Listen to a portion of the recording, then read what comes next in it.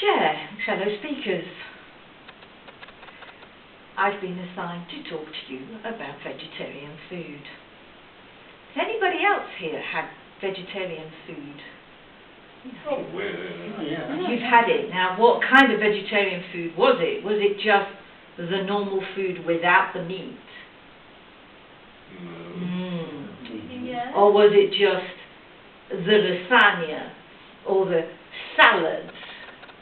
Now that to me doesn't constitute a vegetarian meal because it's not actually balanced. What we need is the right amount of protein and the right amount of carbs and the right amount of vitamins and minerals. So your what used to be called meat, potato and veg actually constitutes a balanced meal, but it now needs to be balanced with something else. And protein is usually the thing that's missing.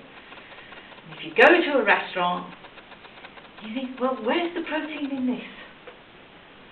And so people won't necessarily realise that going on a vegetarian diet can leave you deficient if all you do is just take out the meat.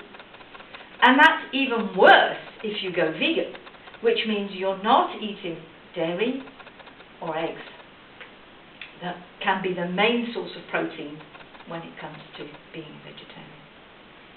There are wonderful substitutes for protein, such as nuts, lentils, pulses, and all manner of fancy, created, man-made protein substitutes, such as corn and tofu, and I can't even think what the other soya protein-based thing is. Something called seitan, which is actually made out of wheat, and they extract the protein out of the wheat.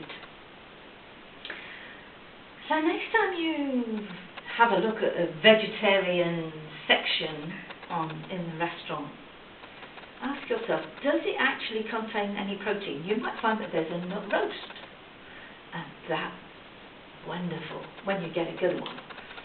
Sometimes it's overcooked and it's just dry and tasteless, and it's basically mush or concrete. My favourite vegetarian food is something that has lots of flavour, that's well thought out, not just slapped together just to fulfill the requirements of a vegetarian meal. So if you ever invite a vegetarian over, just make sure it's a well-balanced meal, and that should make them happy.